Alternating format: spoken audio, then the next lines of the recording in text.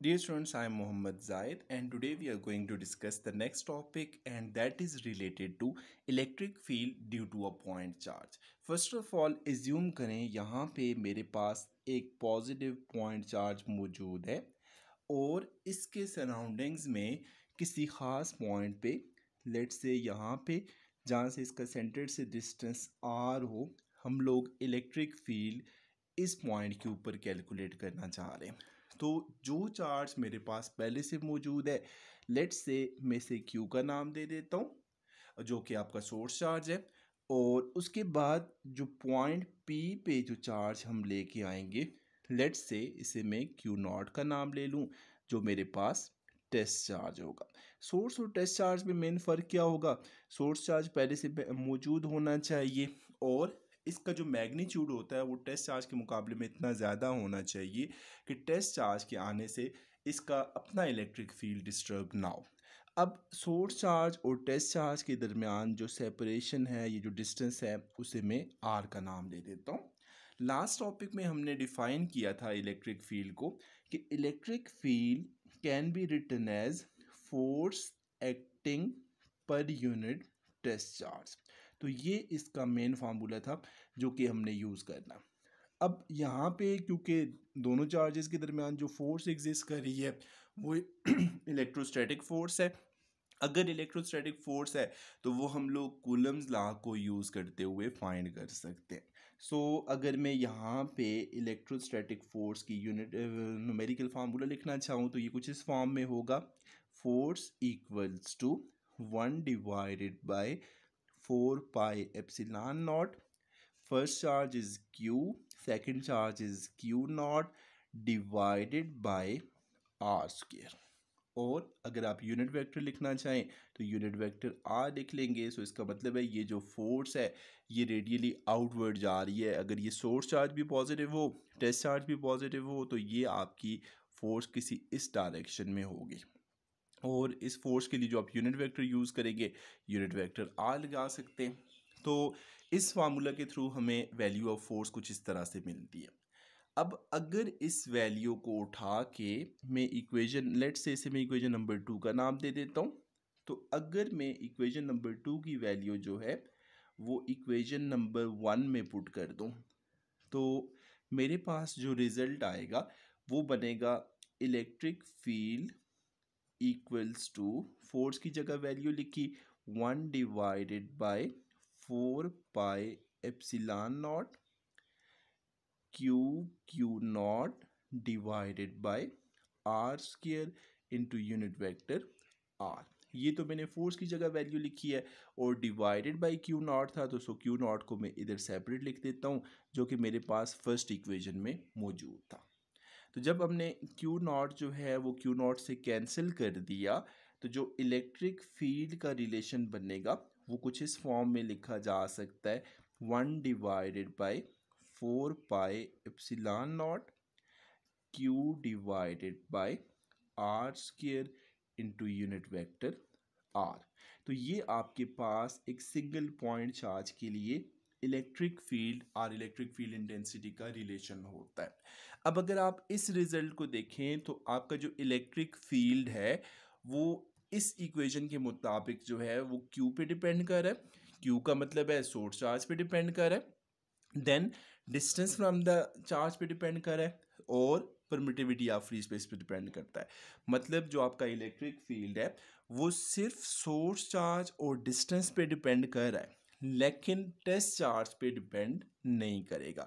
तो याद रखें, आपका कोई भी जो सोर्स चार्ज मौजूद होता है हमेशा उसके सराउंडिंग्स में जो उसका इलेक्ट्रिक फील्ड का रिलेशन आएगा वो इंडिपेंडेंट ऑफ टेस्ट चार्ज होगा। और अब यहाँ पे अगर मैं डिफरेंट सर्फेसिस प्लॉट करना चाहूँ, एज्यूम करें यहाँ पे मैं एक और सरफेस प्लॉट कर देता हूँ जिस पे रेडियस R1 हो। फिर एक सरफेस मैंने ये प्लॉट किया हुआ है, एक सरफेस को यहाँ पे प्लॉट कर देता हूँ। ये सरफेस नंबर 1 होता, ये जिसको हमने सॉल्व किया वो सरफेस नंबर 2 होता और ये वाला सरफेस नंबर 3 होता। तो जो सरफेस नंबर 1 है वहाँ पे इलेक्ट्रिक फील्ड जो होगा वो मैक्सिमम होगा सरफेस नंबर 2 पे कंपैरेटिवली कम होगा, सरफेस नंबर 3 पे और कम हो जाएगा। उसकी वजह यह है कि ये रिलेशन आपको बताता है कि electric field is inversely proportional to R square. So जितना आप सोर्स चार्ज के नज़दीक आते जाएंगे आपका इलेक्ट्रिक फील्ड स्ट्रॉन्ग होता जाएगा, और जितना आप सोर्स चार्ज से दूर जाते जाएंगे आपका इलेक्ट्रिक फील्ड वीक होता जाएगा। फिर आपका मैग्नीट्यूड ऑफ सोर्स चार्ज पे भी डिपेंड कर रहा है। अगर आप सोर्स चार्ज का मैग्नीट्यूड बढ़ाना शुरू कर दें तो वहाँ पे आपका इलेक्ट्रिक फील्ड जो होगा वो स्ट्रांग होगा, और अगर आप सोर्स चार्ज का मैग्नीट्यूड कम करना शुरू कर दें तो उधर आपके इलेक्ट्रिक फील्ड की न्यूमेरिकल वैल्यू कम हो जाएगी। और इलेक्ट्रिक फील्ड के बारे में ऑलरेडी हम कह चुके हैं कि ये आपके पास वेक्टर क्वांटिटी है। सो अगर ये वेक्टर क्वांटिटी है तो इसकी डायरेक्शन जो होगी वो हमेशा away from the source charge हो सकती है। मतलब हम देखेंगे कि अगर आपका पॉजिटिव चार्ज है, जो टेस्ट चार्ज है, तो ये आउटवर्ड डायरेक्शन में हो जाएगी। अगर आपका टेस्ट चार्ज नेगेटिव हुआ तो ये इनवर्ड डायरेक्शन में आ जाएगी, लेकिन हमेशा ये रेडियली आउटवर्ड और रेडियली इनवर्ड हो सकती है। अब इस इक्वेशन को मैं एक और डिफरेंट स्टाइल में लिख सकता हूँ। ये जो यूनिट वेक्टर आर लिखा हुआ है, यूनिट वेक्टर आर के बारे में हमने पढ़ा था, ये vector r divided by magnitude of r के बराबर होता है। तो अगर मैं वेक्टर आर की यूनिट वेक्टर आर की जगह वैल्यू लिखना चाहूँ तो ये रिजल्ट कुछ इस फॉर्म में बन जाएगा, E इक्वल्स टू, बाकी रिजल्ट्स अपनी जगह पे रहेंगे, 1/4 epsilon naught q divided by r square, और यूनिट वेक्टर आर की जगह लिख लेते हैं vector r divided by magnitude of r. तो ये रिजल्ट कुछ इस फॉर्म में लिखा जाएगा, 1/4 epsilon naught q divided by r square multiply by r, ये बन जाता है आर क्यूब, और यहाँ पे वेक्टर आर आ जाता है। तो आप इस फॉर्म में भी इस रिजल्ट को लिख सकते हैं। तो ये आ गया idea about electric field due to a point charge. अब एज्यूम करें मेरे पास सिंगल पॉइंट चार्ज मौजूद नहीं था, बहुत से पॉइंट चार्जेस मौजूद हैं, और उनके सराउंडिंग्स में मुझे कहा जाता है कि इलेक्ट्रिक फील्ड फाइंड करना है। तो उसके लिए हमें क्या करना पड़ेगा, ज़रा उसे डिस्कस करते हैं। अब अगर मेरे पास एक से ज़्यादा चार्जेस मौजूद थे तो इसका मतलब ये हुआ, लेट से मेरे पास n चार्जेस पहले से मौजूद हैं और उनके सराउंडिंग्स में हम लोग कोई टेस्ट चार्ज लेके आते हैं। मैं एज्यूम करता हूँ कि मेरे पास जो net force due to the n charges होगी उसे मैं F नॉट का नाम दे देता हूँ। अब ये F नॉट किसके बराबर होगी, F naught due to the first charge plus F naught due to the second charge plus F naught due to the third charge up to so on, और लास्ट नंबर पे आएगा F naught due to the n charge. मतलब आप हर charge के लिए individually force find करें और उन सब फोर्सेस का जो रिजल्ट होगा वो आपकी effective force due to the charges आ जाएगी।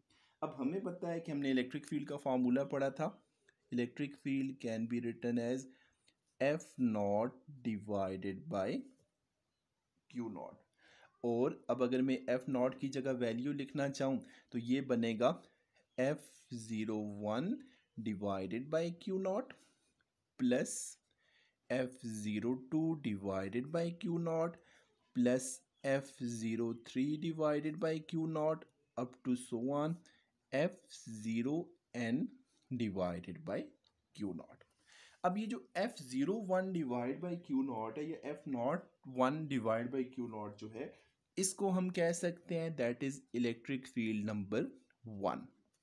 इसी तरह से ये जो होगा ये आपके पास इलेक्ट्रिक फील्ड 2 होगा, फिर जो आपके पास थर्ड है वो इलेक्ट्रिक फील्ड 3 होगा अप टू सो ऑन, और जो लास्ट होगा वो इलेक्ट्रिक फील्ड n आ जाएगा। तो इसका मतलब है आपके n चार्जेस की वजह से जो टोटल इलेक्ट्रिक फील्ड होगा वो हर चार्ज के इंडिविजुअल फील्ड का सम होगा। तो अगर मेरे पास सिंगल पॉइंट चार्ज मौजूद था वहाँ पे आपका ये रिजल्ट जो होगा वो इलेक्ट्रिक फील्ड 1 होगा। अगर दो चार्जेस मौजूद हैं तो वो आपके पास E1 प्लस E2 हो जाएगा। अगर आपके पास n number of source charges मौजूद हैं तो आप इस रिजल्ट को E1 plus E2 plus E3 up to En लिख सकते हैं। So that's it for today for electric field due to a point charge. Thank you very much. अगर आप लोगों के माइंड में कोई कन्फ्यूजन्स हो, कोई प्रॉब्लम्स हो, कोई सजेशंस हो, तो आप बगैर किसी हेजिटेशन के चैनल में या व्हाट्सएप ग्रुप में शेयर कर सकते हैं। Thank you.